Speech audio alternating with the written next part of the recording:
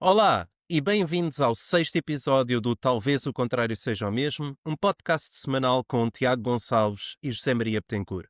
Esta semana vamos discutir três das últimas vacas sagradas do setor empresarial do Estado: a Caixa Geral de Depósitos, a CP e a TAP.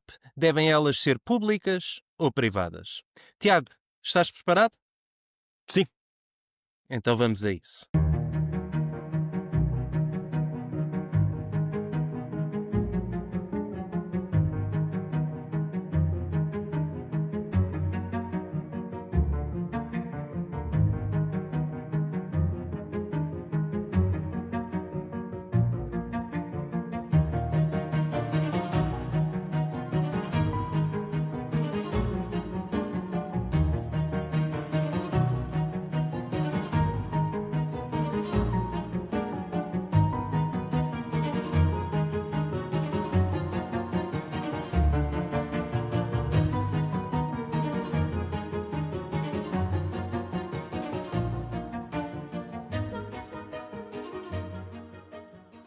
Muito bem, portanto, nós organizamos o programa da seguinte forma: vamos discutir se as três das maiores empresas do setor empresarial do Estado atualmente, portanto, a Caixa Geral de Depósitos, a CPI e a TAP, devem permanecer na esfera pública ou devem ser privatizadas.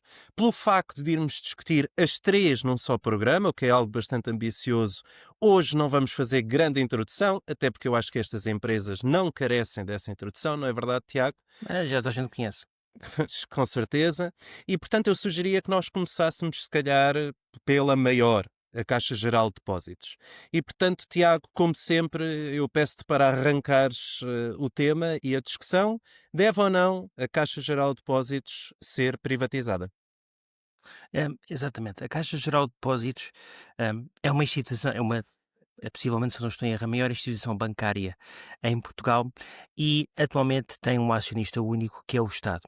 E quais é que são as razões pela qual talvez nós precisemos de manter uma Caixa Geral de Depósitos pública? Nomeadamente, nomeadamente ela vai servir sempre como uma âncora, como um equilíbrio na nossa economia quando há uma situação de crise. Aliás, na última crise no subprime de 2010, 2014, a Caixa Geral de Depósitos serviu precisamente como isso. Apesar de ter também prejuízos com muitas imparidades. Aliás, nós até podemos fazer só uma breve descrição nesses anos de como é que foi a Caixa Geral de Depósitos.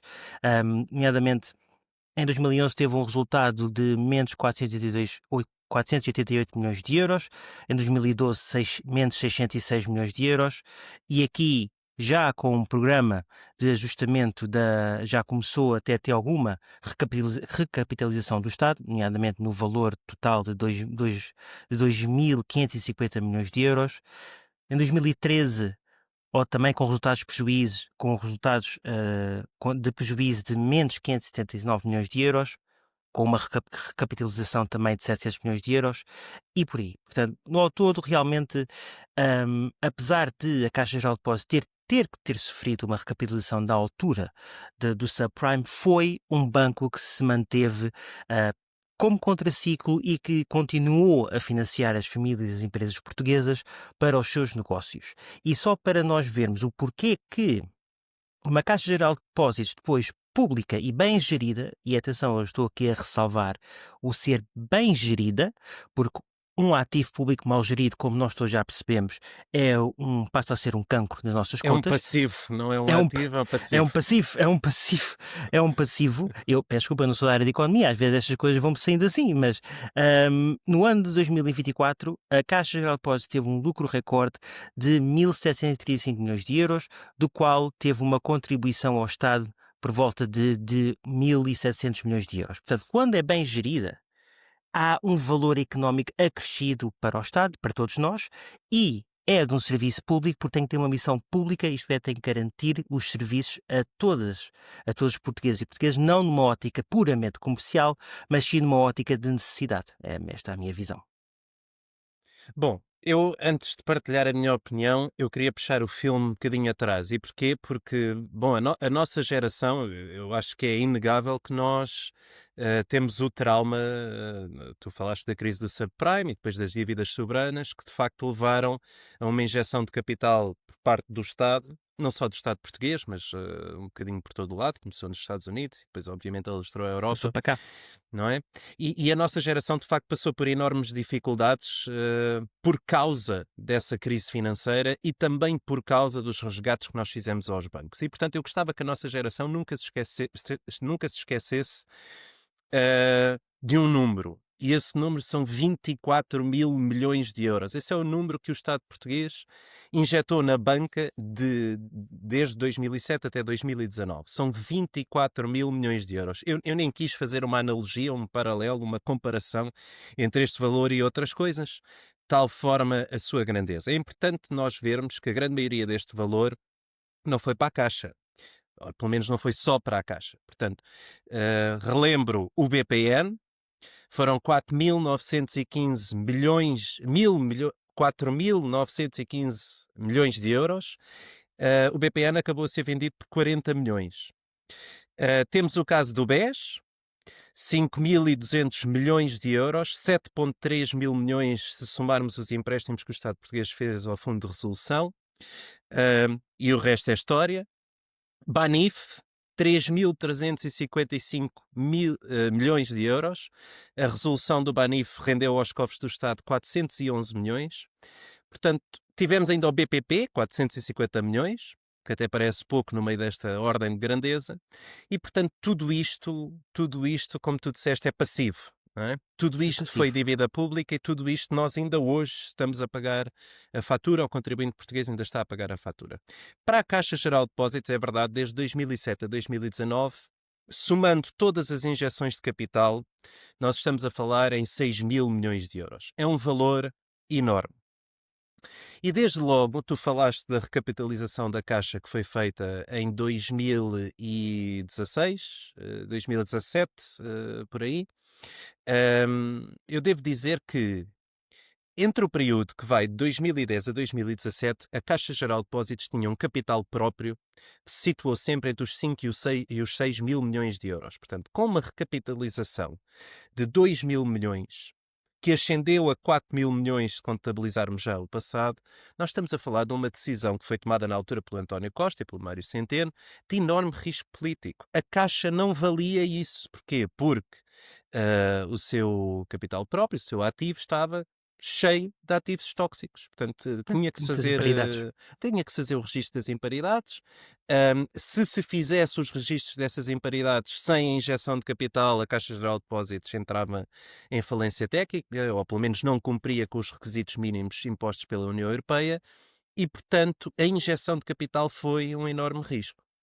O que é que eu devo dizer? Devo concordar contigo na questão da gestão. O Paulo Macedo foi nomeado para presidente do Conselho de Administração da Caixa Geral de Depósitos e ficou responsável pela execução do plano de reestruturação e, de facto, o que nós vemos hoje são resultados muito, muito bons, quer dele, quer da sua administração. Eu devo dizer que eu acho que o Paulo Macedo devia ser condecorado com tudo o que fosse grande ordem da República, merecia estátua para serviço público, merecia tudo. De facto,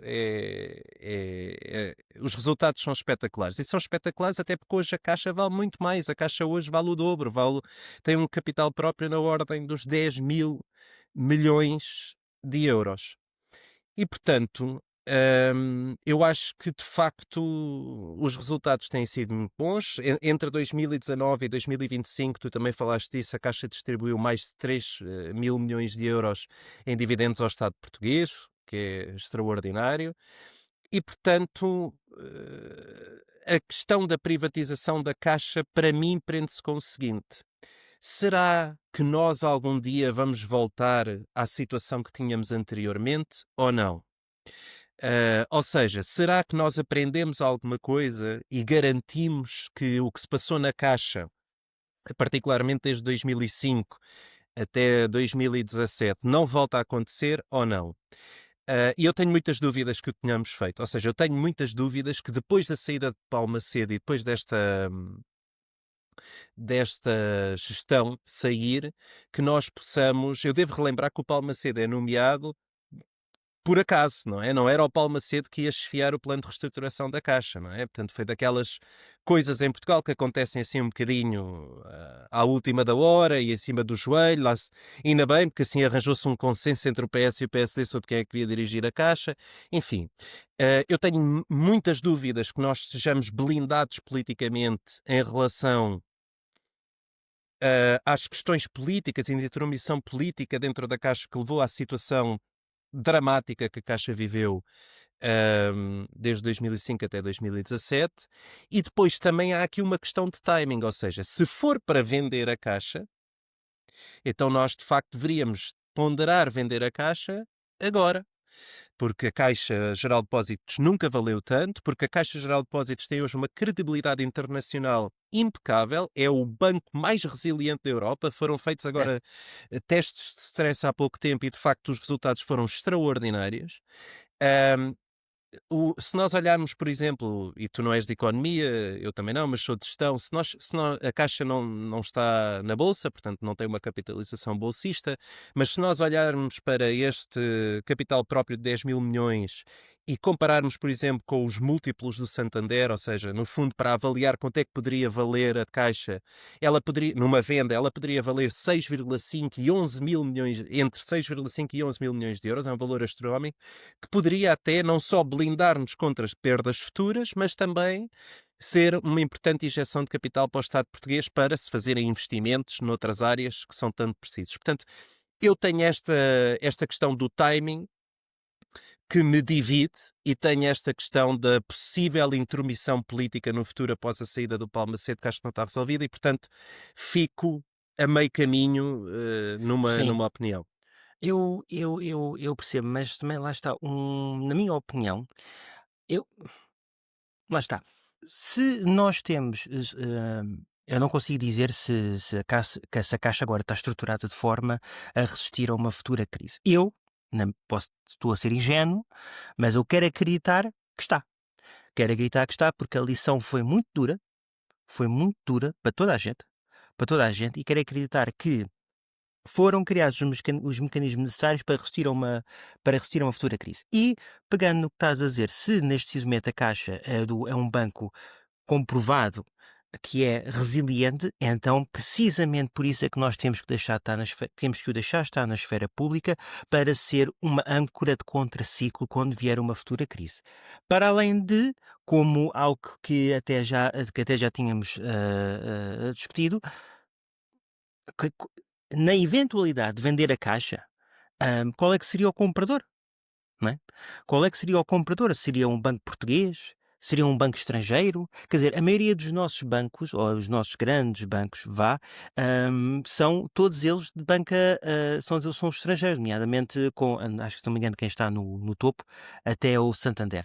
Portanto, venderíamos a Caixa a quem? Não são todos os bancos que têm a capacidade para comprar um banco deste tamanho, como a Caixa. Venderíamos que ao Santander e íamos deixar o nosso principal banco na mão, não em nome português, mas em nome de outro país. Acho isso um bocado estranho, porque depois, se houver uma crise, o governo, para conseguir atuar e para conseguir estabilizar ou sanar o mercado, tem que estar em diligências muito mais complicadas do que se tiver ali já um veículo onde o possa fazer.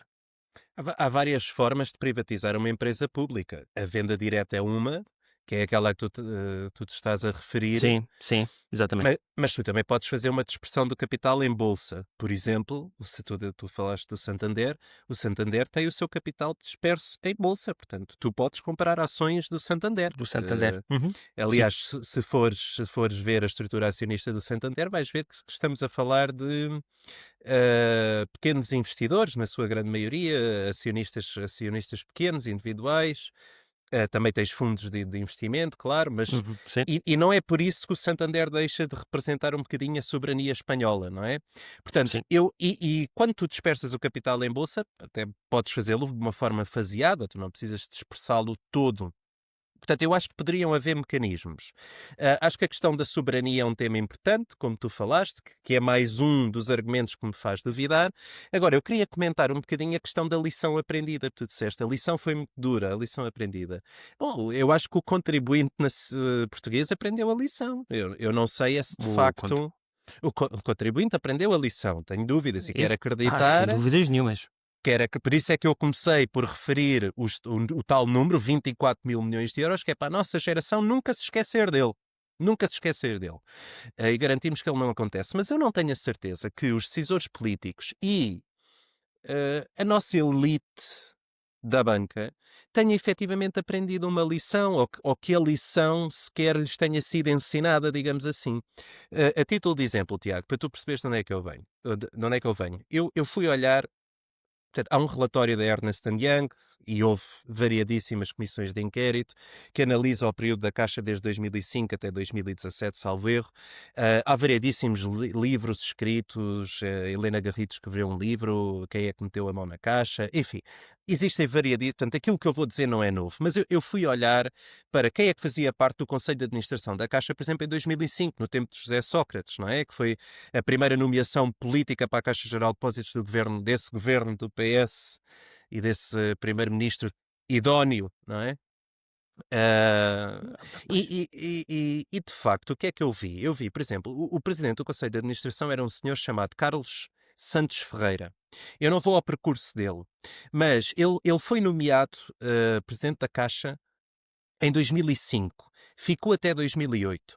Quando acaba o mandato em 2008, ele vai para presidente do Conselho de Administração do BCP e fica lá até 2011. Ou seja, nós já sabíamos na altura que tinham havido práticas danosas para a empresa e esta pessoa, pronto, é promovida para outro banco. E quando acaba a sua carreira bancária, em 2013, integra uma empresa chamada SRS Advogados, que eu não sei se tu conheces, mas Não, não. pertence a um cavalheiro chamado Pedro Rebelo de Sousa. Não sei se o apelido te diz alguma coisa. Eh, Ah, pff, hum, hum, Qualquer coisa, sim. este cavalheiro, Carlos Santos Ferreira, em 2021 é constituído arguido no caso João Brard. Obviamente, quem é que fazia parte, mais exemplos, quem é que fazia parte? Armando Vara, não é? O filósofo da Universidade Nova, que começou a sua carreira na Caixa Geral de Depósitos como empregado de balcão em Bragança, que fez uma pós-graduação na Universidade Independente 3 dias antes de ser nomeado administrador da Caixa. Enfim, antes disso já tinha sido deputado, secretário de Estado, ministro adjunto, etc. Teve na Caixa, vai para a Caixa em 2005. Quando sai da Caixa, vai para vice-presidente do BCP. E pronto, e o resto é história. Mas quem é que também lá estava? Carlos Silva Costa. Carlos Costa, que vem depois a ser o quê? Pois, Governador do Banco de governador. Portugal. Levou com ele um cavalheiro chamado José Joaquim Santos Ramalho, que também esteve na Caixa Geral de Depósitos entre 2000 e 2008 e que vai para o Banco de Portugal como vice-governador em 2011 e passa a ser presidente do Fundo de Resolução em 2013. Portanto, a pessoa que depois foi resolver. Repara, tu percebes onde é que eu quero chegar? Sim, sim, sim, sim, sim, sim, sim. Há demasiadas ligações e há Há demasiadas. Portugal tem este problema, não é? Ou seja, no fundo, existe aqui uma porta giratória da banca portuguesa, que é o seguinte: os banqueiros portugueses, e principalmente aqueles que geriram a Caixa e que sempre geriram a Caixa, normalmente são recrutados em 3 sítios. Ou na política, onde há claramente um conflito, pode haver um conflito de interesses, ou noutros bancos nacionais, onde eu diria que também é um bocadinho estranho, não é? Como é que se passa de cargos de direção entre bancos concorrentes? Quer dizer, isto é um bocadinho estranho, não é? Ou então do Banco de Portugal, que tem uma tarefa de supervisão, quer dizer, é um bocado estranho também. É Ah, estranho. é muito, É é estranho. muito estranho e eu acho que isso se prende pelo facto de Portugal, pronto, ser aquele, eu já tinha feito esta referência, é um país de capitalistas falidos, destas portas giratórias, desta elite que está viciada nos seus amigos e nos mesmos nomes e eles passam de um sítio para o outro. Isto é Outro. problemático. Repara uma coisa, só queria dar o exemplo. Vão ver os Board of Directors dos bancos na Europa, dos grandes bancos da Europa. Vão ver o Deutsche Bank, vão ver o Santander. De onde é que vêm os seus Board of Directors?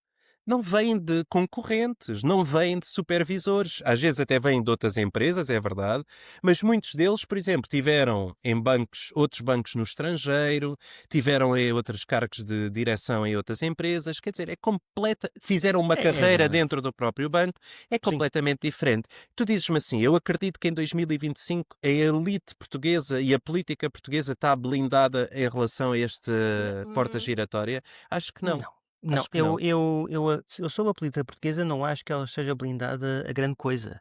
Eu quero é acreditar que o próprio banco, tecnicamente na parte técnica, esteja preparado. Porque sob influência política, é assim, Portugal é demasiado pequeno. É demasiado pequeno e os políticos saltam de um cargo para o outro. Isso não vai estar blindado. Agora, quero acreditar que a nível técnico e de regulação esteja. Atualmente, como e relativamente à parte das nomeações e para Presidente do Conselho e afins, dentro dos bancos, provavelmente devia de haver, lá está, regras. Não, regras talvez não.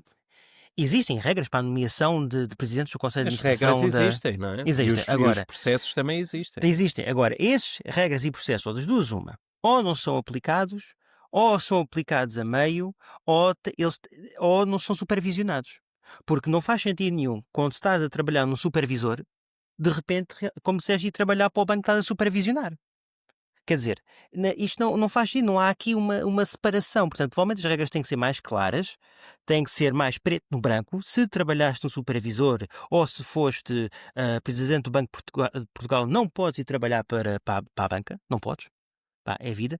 Mas provavelmente isto tem que ser debatido e tem que ser discutido na asta pública porque é estranho, porque parece que são sempre os mesmos que estão a saltar entre os bancos e isso é estranho, para além de, pronto, da situação da notícia dos bancos formaram um cartel de alguns anos, pronto, que aí está uma prova que, pronto, mas tudo bem, passemos à Exato, frente. esse tema é importante, porque tu falaste É. do,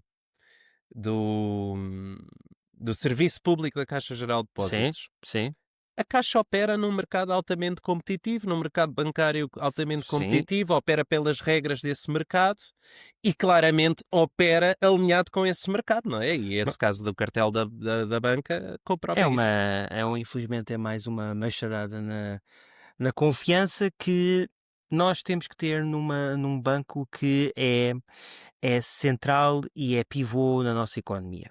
E não pode estar envolvido neste tipo de escândalos, mas lá está, o banco é o banco e quem gera é quem gera, por isso, Então, sumarizando, a Caixa Geral de Depósitos, na tua opinião, deve ser privada ou pública? pública. Eu diria tendencialmente privada. E Tendencialmente privada. pronto, está pronto. Vamos avançar então para a segunda vaca sagrada, não é? CP, Comboios de Portugal, pública ou privada? Pública, Pública. Para mim pública. também. Para mim também. Aliás, se quiseres, eu começo este. Sim, Ahm, força. eu fui tentar encontrar comparação com outros países europeus, não é? Sim. E encontrei, de facto, só encontrei países esquerdistas que têm empresas que fazem a gestão da sua infraestrutura ferroviária. Só encontrei países de extrema esquerda que o têm, não é? Desde logo Alemanha, Suíça, Áustria, não é? Encontrei também esse então claramente alocado à extrema esquerda, ao Reino Unido, não é? Ui, esquerdista. Ui. Muito. O caso do Reino Unido é brilhante, porque em 1993 o governo conservador do John Mayer resolveu privatizar, liberalizar o mercado e privatizar grande parte daquilo que era o operador de ferroviário britânico. Uh, Foi tão bom ou tão mau que resultou em tarifas mais caras, Ah, falta de integração, porque aquilo foi fragmentado em dezenas de empresas e elas deixaram de comunicar entre si, porque obviamente competiam, não é? sim. Falências, dezenas destas empresas faliram e, portanto, em 2021, outro perigoso marxista, Boris Johnson, anunciou um plano de renacionalização, não é? E a criação de algo, de uma empresa pública que consolidaria então toda a exploração ferroviária, chamado The Great British Railways. Eu acho que estes exemplos e aquilo que se faz na Europa, repara uma coisa, não há um dos grandes desafios para o século XXI é de facto a mobilidade. E a mobilidade ferroviária está no centro não só do desenvolvimento das cidades e das cidades, Sim, sim. das smart cities, das cidades inteligentes, ajuda a resolver outros problemas sociais como o custo de habitação, não é? Porque permite que as pessoas se desloquem para uma área geográfica mais distante e obviamente é uma tecnologia que é amiga do ambiente, etc. Já É se sabe há sabido. muitos Agora, anos mesmo. o que nós sabemos é que o modelo de negócio onde a CP opera não pode ser um mercado fragmentado, não funciona. É um mercado que carece de um investimento contínuo, de um grande investimento contínuo. É um mercado que tem dificuldade, se não tiver escala, em ter lucro. E, Sim. portanto, qual é a dúvida em relação à CP permanecer na esfera pública do Estado? Não, não há dúvida nenhuma. Aliás, até porque a CP não trabalha, não está no modelo concorrencial, com exceção, talvez se eu não estou em erro, acho que é o único que temos é a questão da ponte 25 de Abril, na questão da Fairtax, mas lá está. A CP a CP lá, tem uma missão pública. A CP, em 2024, transportou à volta de 188 milhões de passageiros e teve um volume de negócios à volta dos 306 milhões de euros. A CP pode levar injeções de Estado, sim, porque não vai contra as regras as regras de mercado ou regras concorrenciais da União Europeia e é o dever do Estado promover o transporte ferroviário. Eu sei que Portugal está numa situação geográfica, está numa ponta da Europa e que nós internacionalmente a nossa ligação com Espanha não é das melhores, eu sei que está a trabalhar nisso, mas já vamos com Não é das muitos anos melhores, atrás. é um eufemismo, É diria um eu. eufemismo.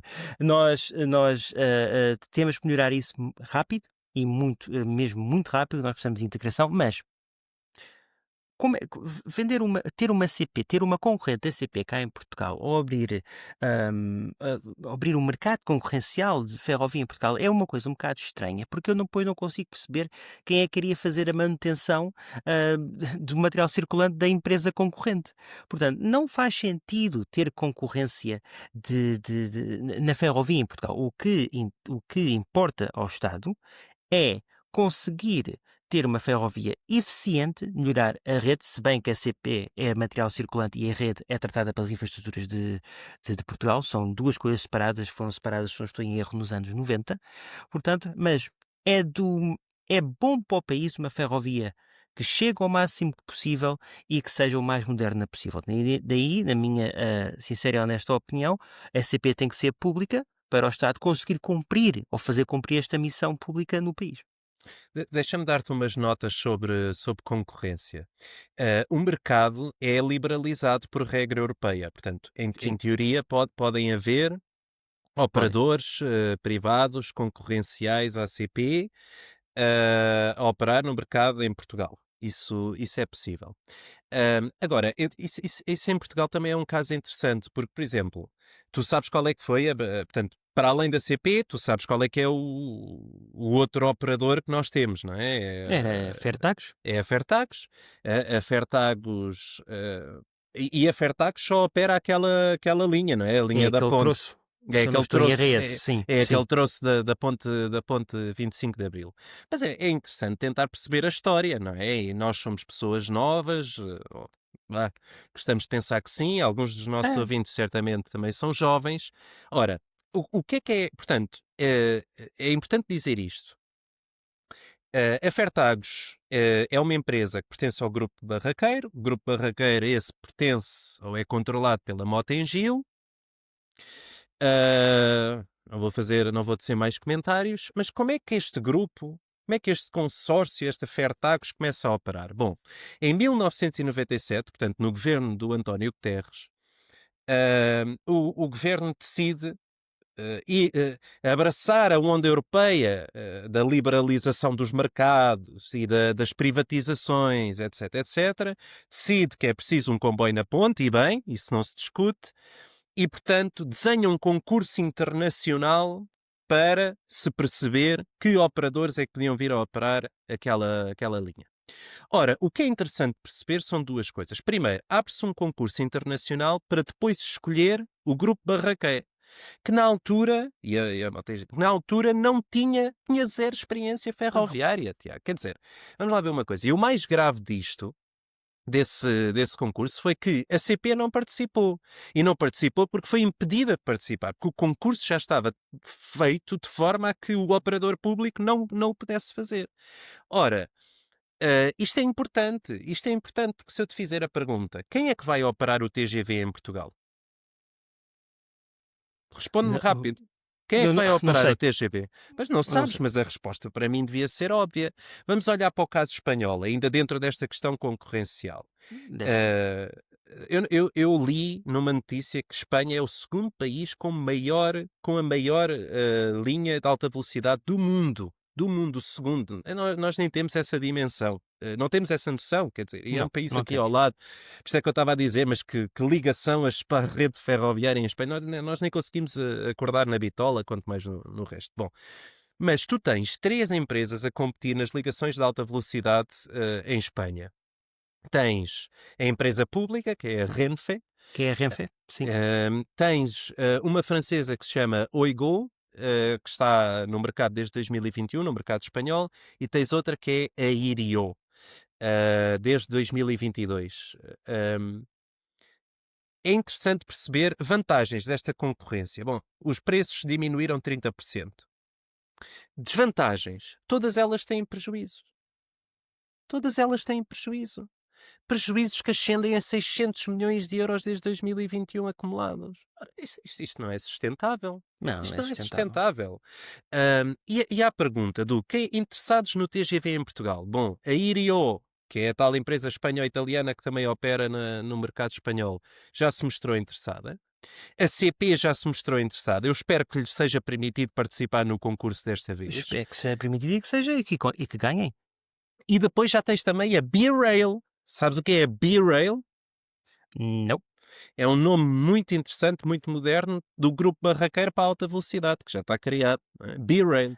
Isto é criar a empresa uma maravilha, realmente. Bom, eu de facto, enfim, quer dizer, como eu disse, olhemos para os outros países, olhemos para a Áustria, que tem um operador público e tem uma excelente rede de ferrovia e excelente material circulante, tem lucro. Olhemos para a Suíça, tem lucro.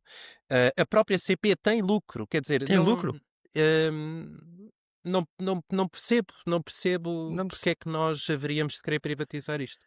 não, uma discussão faz sentido. O que nós temos que está provado que, como olhando para o Conselho de Administração da CP, que são pessoas da casa, são, Absolutamente.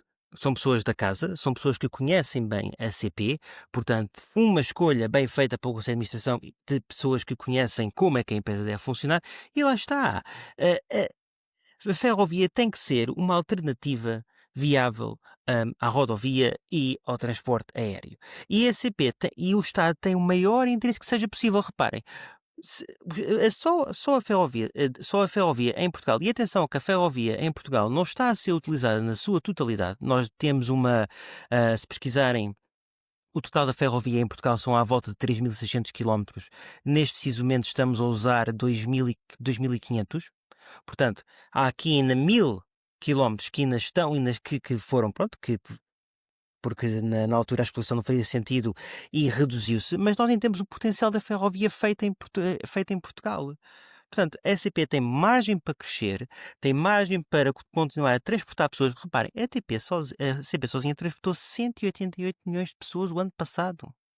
188 milhões de pessoas. Isto é espetacular e tem vindo a aumentar, até porque os lucros até de bilheteira até têm vindo a aumentar. Portanto, tem tudo para crescer e melhorar. Eu diria tem tudo, ponto e vírgula. E eu queria destacar aqui Primeiro queria-me associar ao teu elogio ao Conselho de Administração da CP. E depois queria aqui dar uma nota, porque eu não acho que tenha tudo. E basta ver o material circulante da CP, quer dizer, Tem que se ir investir. Tem que se tem que se investir, pois. investir, com certeza.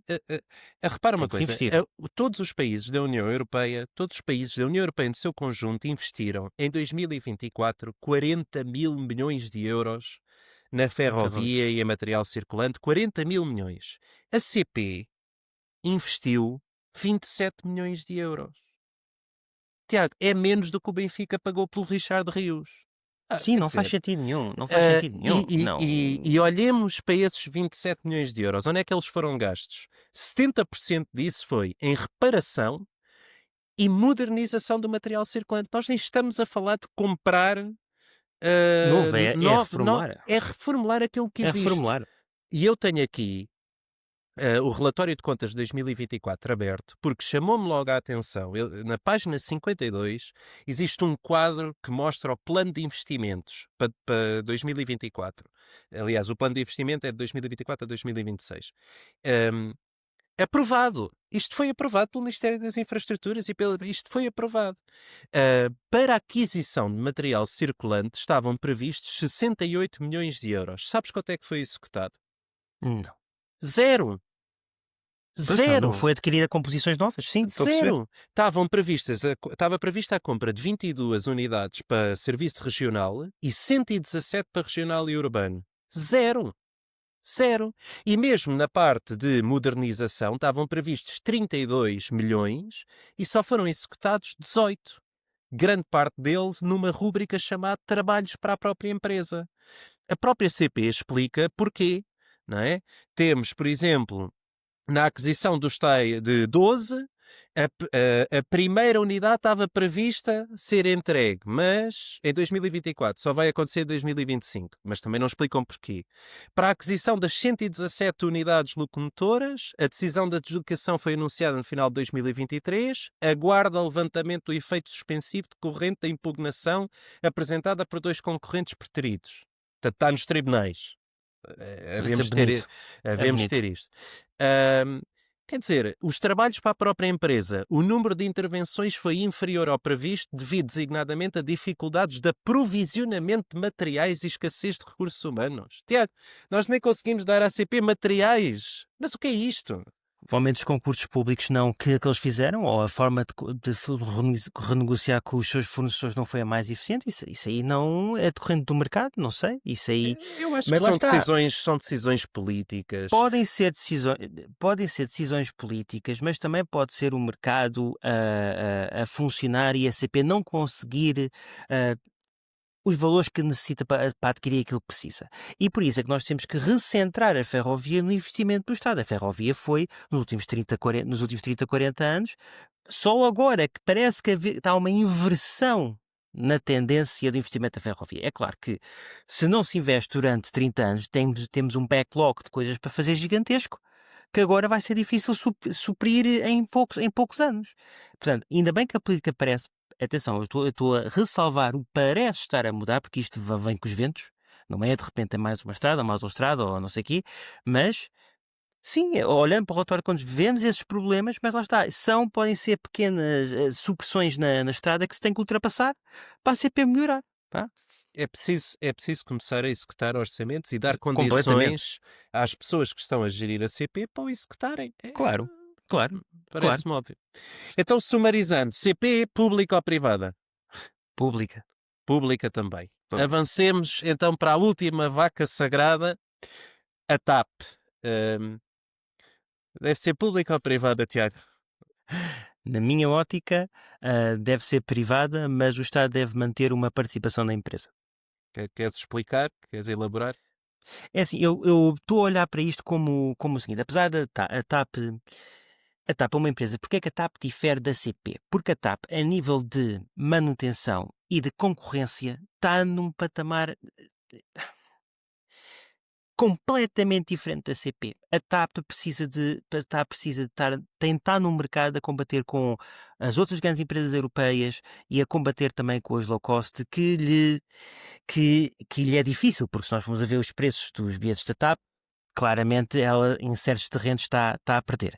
E nesse caso, o Estado não pode, primeiro o Estado não pode financiar a TAP de acordo com as regras da concorrência da União Europeia. Uhum. Primeiro ponto, não pode. Logo, se não pode, quer dizer que a empresa está entregue a si própria e à sua operação. Ora, se a empresa tem um acionista maioritário de 100% que não pode pôr lá dinheiro, logo a CP, logo a TAP já tem aqui um problema crónico. Daí eu dizer que a TAP deve ser privatizada. Acho que o Estado, se nós formos a comparar com outras empresas europeias, não as maiores, porque as grandes, a Ibéria, a British Airways e a Lufthansa são 100% privadas, mas outras, o Estado mantém sempre uma participação. E porquê? Porque se a TAP começar a dar lucro, o acionista-Estado também recebe uma parte desse lucro.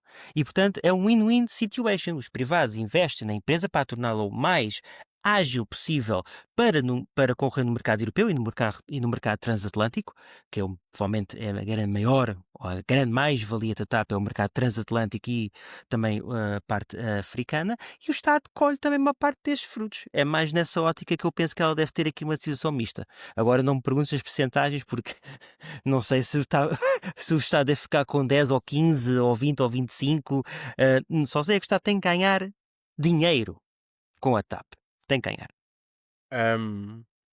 Esse vai ser, o ganhar dinheiro com a TAP vai ser o meu último comentário, mas eu deixo esse para o fim. Bom, haveria muito para dizer sobre a TAP. Eu digo já que acho que a TAP deve ser privada. Não me importaria até que fosse totalmente privatizada. Contudo, eu acho que nós temos que despolitizar esta questão. Esta questão, Completamente. a TAP já chega, não é? E eu gostava até que nós fizéssemos a ligação entre a privatização da TAP e a construção do novo aeroporto, porque eu acho que eles são dois acontecimentos interdependentes.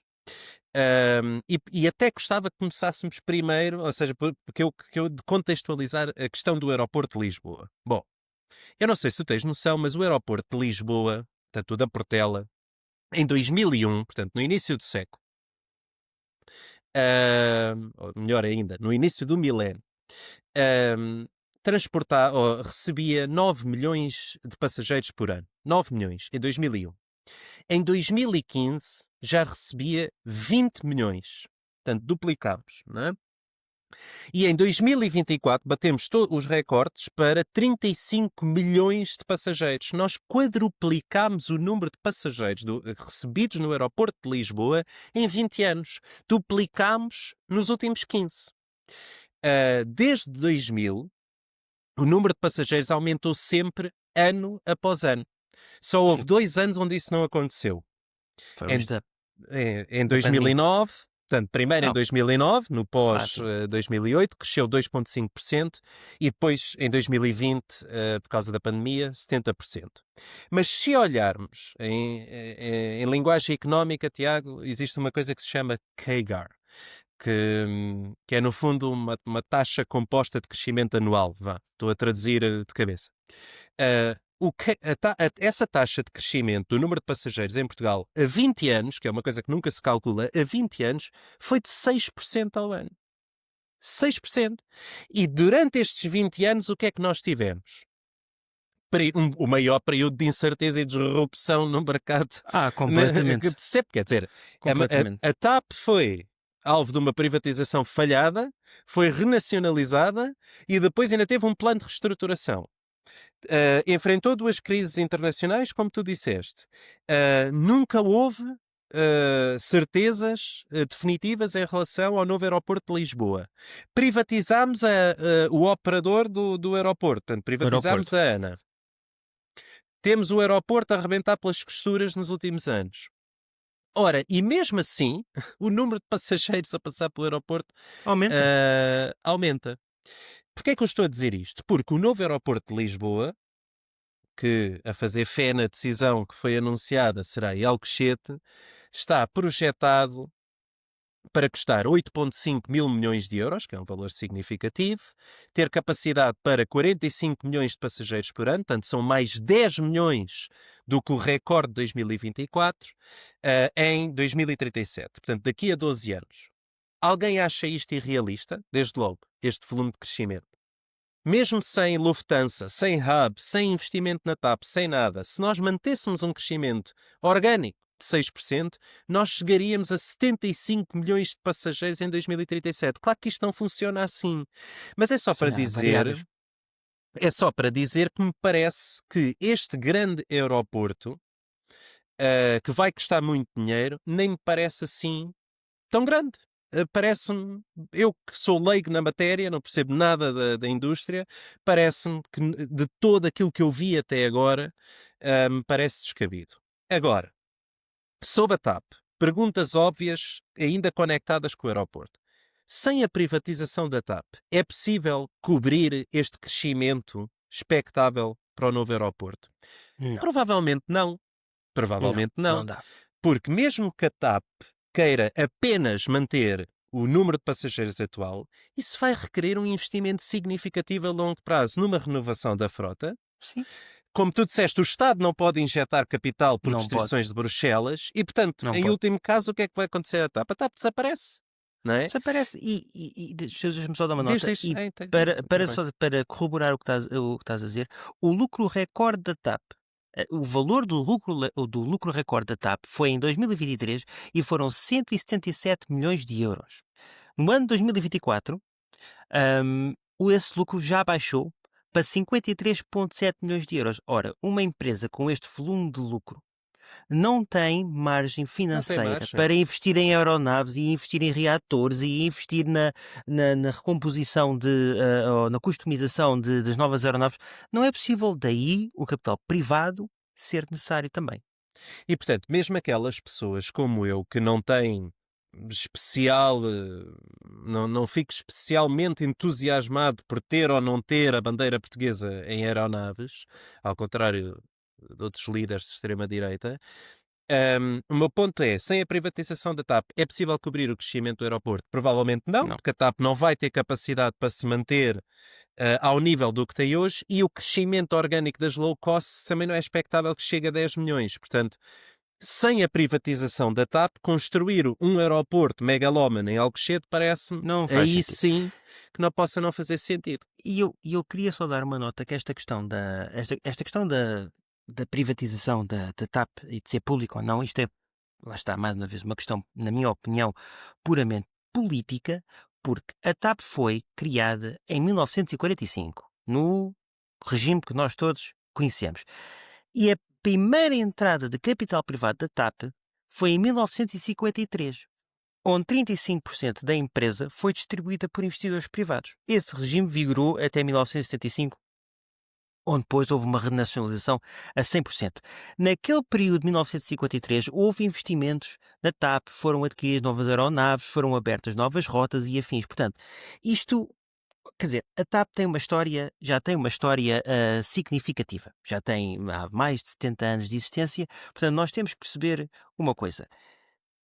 A primeira privatização, ou melhor, a primeira entrada de capital privado na empresa foi em 1953. Nós estamos em 2025. Portanto, alguém que nos consiga explicar porque é que algo num país fechado do mundo, num país em que o que nós estávamos, não se conseguia fazer nada, nessa altura pensou-se, bem, esta empresa para sobreviver precisa de capital privado, se conseguiu fazer. E agora, em 2025, continuamos com este debate. Não faz sentido, o mundo não tem que ser preto no branco, pode haver equilíbrios, não se tem que privatizar a 100%, o Estado pode lá estar um bocado, aliás, o Estado vai lá até, por um lado ou outro, vai ter que lá estar um bocado sempre. O Estado não, mesmo que não seja acionista de qualquer coisa, o Estado é que governa o país. Quer dizer, o governo é que governa o país, portanto, vai sempre lá estar qualquer coisa. Portanto, é uma discussão que já devia estar fechada há muito tempo, mas pronto, tudo bem. Ehm, eu percebo tudo o que tu estás a dizer, mas e percebo que de facto eu comecei por dizer nós temos que despolitizar esta questão. Ehm, mas eu não tenho 100% de certeza de que a discussão da privatização seja só por questões políticas ou motivada só politicamente. Vamos ao cenário. Deixa-me fazer 3 perguntas sobre o cenário de privatização. Imagina, se privatizarmos a TAP, é um investidor privado sem capital, portanto, é um investidor falido. e sem rede, como foi com David Neilman, vamos conseguir suportar o investimento também do aeroporto? Não. Não. Porquê? Pelas mesmas razões. Ou seja, Sim, para sim. isso não vale a pena. Se for Não, para tem que haver critério. privatizar, pois Claro, tem que haver tem que haver critério, não é critérios, só. senão isto Não não há é só. cauda. Não. Pois, exato. Eu não sei. Tu deste o caso no Estado Novo da venda de capital da TAP.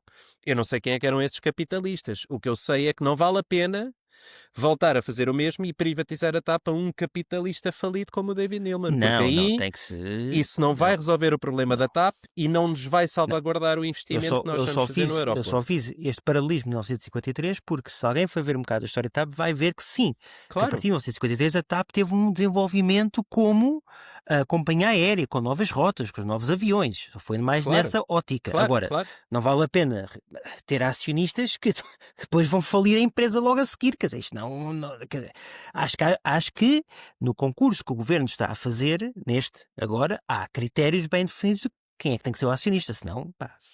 E vamos aí então. Então, esquecemos os capitalistas falidos. Se privatizarmos a TAP a um investidor privado concorrente, como a Ibéria, isso vai ser vantajoso para a TAP e para rentabilizar o novo aeroporto? Provavelmente não. Porquê? Não. Vão haver voos que vão ser desviados do Hub Madrid, que já consegue absorver 75 milhões de passageiros por ano, uma coisa megalómana, Não é e megalómano, mais nem uma enfim. vez o crescimento expectável das low cost não vai ser suficiente. Agora, última pergunta. Então, e se privatizarmos a TAP a um investidor privado complementar, como a Lufthansa? Provavelmente sim. Isso faz mais sentido. Até é possível que possamos a vir a ter um crescimento superior àqueles 6% que temos tido historicamente. Sim, sim. Porquê? Se houver uma expansão da TAP complementar ao serviço da Lufthansa para a África, para a América Latina, se considerarmos o crescimento das low cost e se considerarmos até crescimento orgânico relacionado com Portugal, com a economia portuguesa e com o turismo, é possível. É possível que pela primeira Sim, vez na claro. história nós possamos correr o risco de tomar duas decisões, que é fazer um grande aeroporto em Alcochete e privatizar a TAP, e que Sim, sim. ambas as decisões sejam concorrentes entre elas, complementares entre elas e até deem um bom resultado. Sim, eu Um, acho que sim. Eu acho que sim. Eu acho que tem que ser essa a ideia. Eu também só queria deixar aqui uma nota para nós vermos a diferença, como é que a TAP se consegue englobar na Europa. A TAP, neste preciso momento, tem 99 aeronaves. É isto que a TAP tem. A Lufthansa tem uma frota, só para nós termos uma noção, a Lufthansa tem uma frota de 735 aeronaves. A IAG tem 686 aeronaves e a Air France KLM tem 564 aeronaves. Quer dizer, acima de nós automaticamente está a Norwegian, que tem 185 aeronaves. Portanto, a TAP precisa de crescer. A TAP tem rotas muito, muito apetecíveis, nomeadamente, como nós já falámos há pouco, as transatlânticas e as africanas, e temos de ser muito criteriosos, como disseste e muito bem, com quem estamos a escolher, porque esta empresa tem, lá está, é como a CP, tem muita margem para andar. Agora tem que acompanhar o desenvolvimento realmente da infraestrutura que está subjacente. Aliás, eu até, honestamente, olhando para esta discussão, e isso até pode ficar talvez para outro podcast, eu até acho que faz mais sentido os aeroportos serem públicos. mas com certeza, mas Os isso é. aeroportos serem Mas públicos qual é a do que os próprios dúvida? operadores. Não, acho Qual é a acho que dúvida, faz não mais é? sentido. Quer dizer, se nós queremos atrair diferentes rotas, diferentes operadores e afins, mais vale então o aeroporto ser público e ter esse investimento. O Estado diz assim: não, nós queremos mais. Então o Estado vai investir nisso. Por exemplo, pode ser uma ideia. Houve certas privatizações feitas no tempo da Troika, e eu não a tenho que enumerar, que foram criminosas para o interesse público. E essa é uma delas, mas houve outras. E, portanto, Houve nós outras, temos pode que. ficar Não, noutra. houve outras, mas pronto, isso fica para, como tu disseste, para outro podcast. Eu queria introduzir dois conceitos económicos só para responder a duas perguntas, não é? Tu falaste do recuperar o dinheiro da TAP. Tu conheces o conceito de sunk cost? Não. Pronto, eu acho que os políticos portugueses deviam começar a tentar explicar aos portugueses, ao contribuinte português, o conceito de sunk cost. Eu traduzi em português para custo afundado. O sunk cost é um gasto que já foi realizado e que é irrecuperável.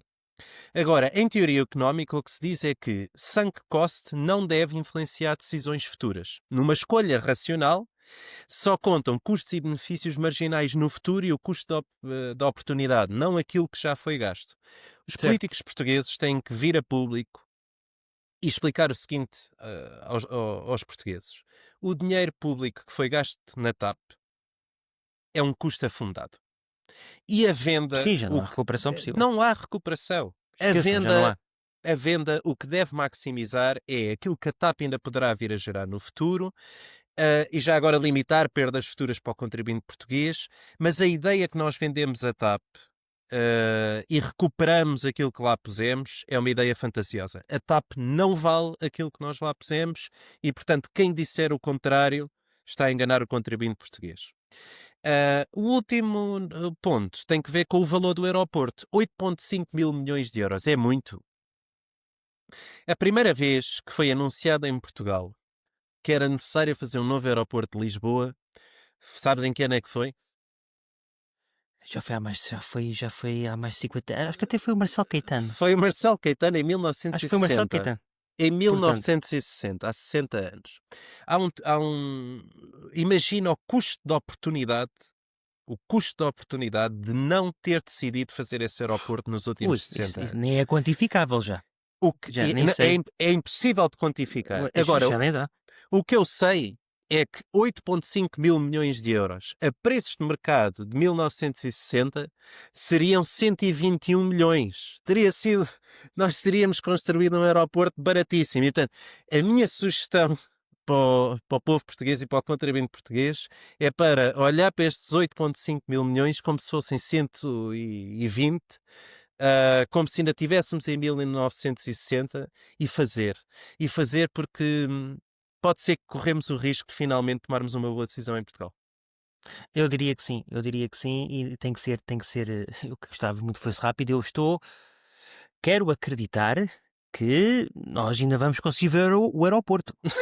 Não sei. Eu quero Não sei. acreditar que vamos conseguir ver o aeroporto. Eu queria só deixar esta última nota sobre sobre o transporte aéreo em Portugal no primeiro semestre deste ano. E atenção, é transporte aéreo, engloba todos os aeroportos, todas as companhias aéreas, para nós vermos que como o transporte aéreo tem um peso importantíssimo neste país. Nomeadamente, lá está, são dados preliminares do INE, quem quiser ver pode ir à página do INE, estes dados estão lá, e entre janeiro e junho deste ano aterraram nos aeroportos portugueses à volta de 120 mil aeronaves, foram movimentados quase 35 a 35 milhões de passageiros e, em nível de carga, foram movimentadas 125 mil toneladas. Portanto, isto é um mercado que tem que ser valorizado e, como disseste bem, nós não podemos ficar fora desta discussão. O transporte aéreo cada vez tem um peso superior nas economias de cada um dos países. E já agora eu moro em Alverca e, portanto, se pudéssemos tirar o aeroporto do centro da cidade seria Sim, fantástico, até por e questões ambientais, de esse saúde e pública, digo-te uma etc. coisa, a TAP é considerada das empresas mais seguras do mundo, a nível de aviação, e digo-te uma coisa, nunca caiu nenhum avião nesta zona. Houve sim, evidentemente, um acidente na Madeira que fez inúmeras vítimas na altura, mas nunca houve um acidente onde um avião, uma aeronave estava a faltar a palavra, peço desculpa, tivesse caído no meio da cidade.